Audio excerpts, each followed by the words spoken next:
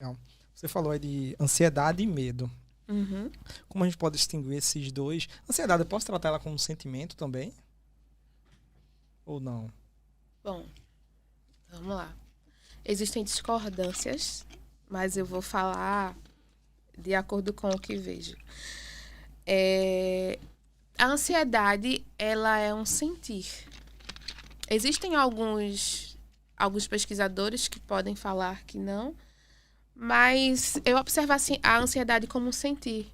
E é um sentimento para mim, sabe? E esse sentimento, ele vai gerar outras coisas a partir dele. O medo, como distinguir o medo patológico da ansiedade para o medo comum, por exemplo. Sim. O medo de atravessar a rua é algo que nós temos que ter, É né? cuidado, né? É a nossa pulsão de vida. Quando ele passa de um cuidado, quando ele passa de uma autopreservação saudável, aí sim, ele é patológico. Entendi. E a ansiedade, eu posso desencadear, por exemplo, uma depressão também? Pode. Porque a grande questão é o seguinte, a ansiedade, eu estava lendo, que ela é um dos 10 principais doenças, caracterizada como doença, que afasta as pessoas do trabalho. Está Sim. entre as 10 principais. Sendo assim, nós temos um problema muito grande aí. Quando é que eu sei que realmente eu preciso de ajuda médica? Ou seja, de um psicólogo ou até mesmo do psiquiatra. Primeiro é feita uma avaliação, mas até essa avaliação chegar, por exemplo, é preciso você ser liderado muitas vezes ou estar ao lado de pessoas que são conscientes, né? Existem empresas na gestão de recursos humanos que têm ali um olhar voltado para isso, outras não. Outras, assim, é o plano de saúde, você que se vira, você precisar e você vai ver.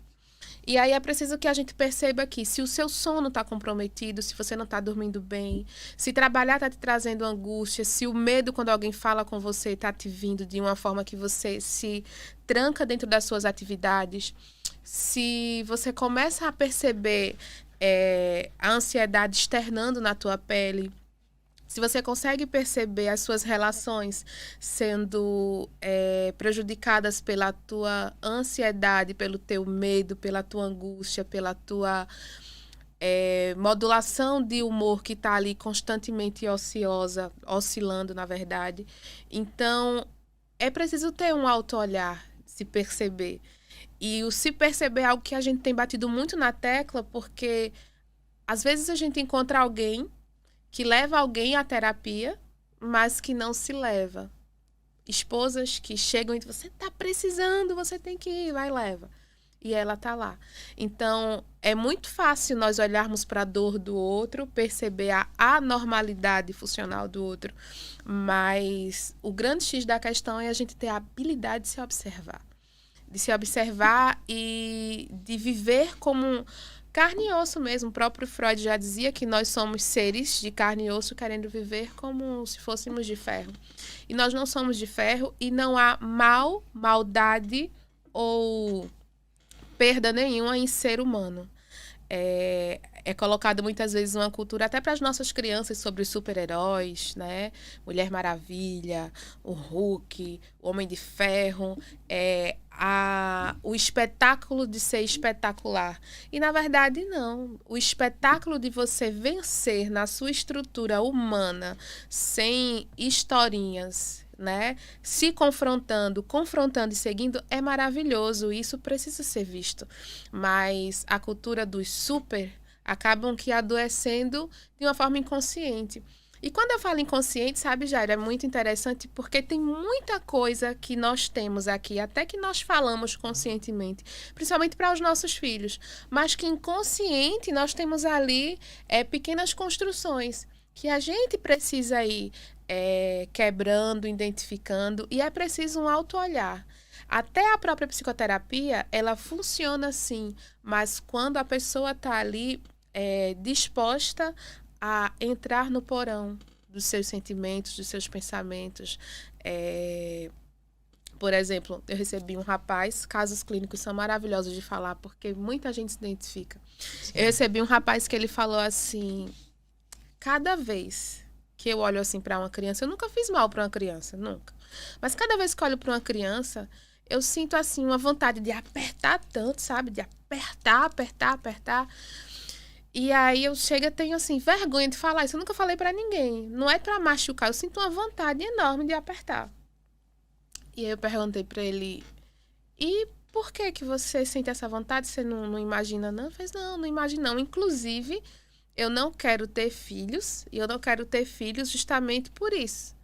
Você e sua esposa usam algum método anticoncepcional?" Não uso. Mas até agora, assim, eu não quero filho e eu tenho esse medo. Então, a ansiedade, o medo e tudo que nós sentimos são moduladores dos nossos hormônios, né?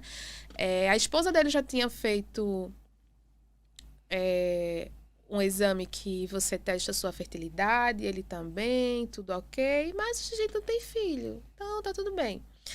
Quando a gente começou a trabalhar esse medo dele, a gente começou a entender que ele bloqueava hormonalmente isso. E por mais que nos exames médicos ali não mostrassem, o que é que acontecia? Uma morte instantânea ali dos espermatozoides, muito rápida.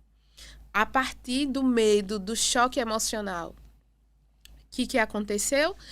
Esse rapaz, ele sofreu muito na infância. Ele era uma criança que o pai, o alcoólatra, o apertava muito. E o apertava porque a mãe estava sempre ali. Não quero você agredir as crianças. Ele sentia vontade, não agredia, apertava. Apertava as bochechas, apertava. Então ele guardou isso. Guardou como um trauma que, conscientemente, ele falava que superou. Mas em dinâmica clínica, com a regressão da análise, ele começa a pontuar essas coisas e começa a entender. E aí a gente faz todo um trabalho longo, onde ele se dissocia do pai, ele não é uma extensão do pai, ele não é aquele agressor, ele pode ser um pai. Então, a ansiedade, como você pode ver, Jair, ela pode aparecer de inúmeros pontos e pode prejudicar coisas que você diz: nossa, mas aqui não, eu acho que não. Até porque, apesar de tanto trabalho, ainda a saúde mental é algo que não está tão acessível às pessoas. Por exemplo, planos de saúde, não importa o plano que você tenha, ele vai te dar um limite de sessões de psicoterapia. A marcação para o psiquiatra, 1 mês, 2 meses, eu já recebi pacientes que estavam, faz 40 dias que eu marquei a consulta, sabe?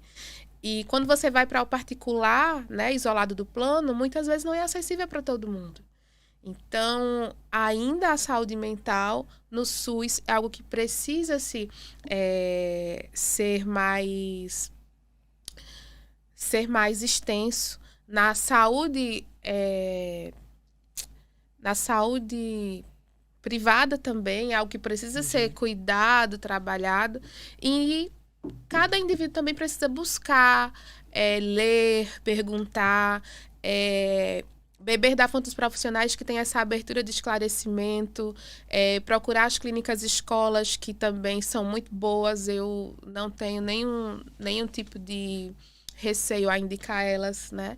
Eu acho que nós temos que procurar o nosso melhor e existem muitas portas. Mas às vezes as pessoas têm preguiça de dizer: poxa, o que é que eu faço? Quer chegar e encontrar tudo pronto. E comumente quem encontra tudo pronto é o super-herói. Poder, aparece tudo ali. E ser humano é ser a busca, é fazer a busca.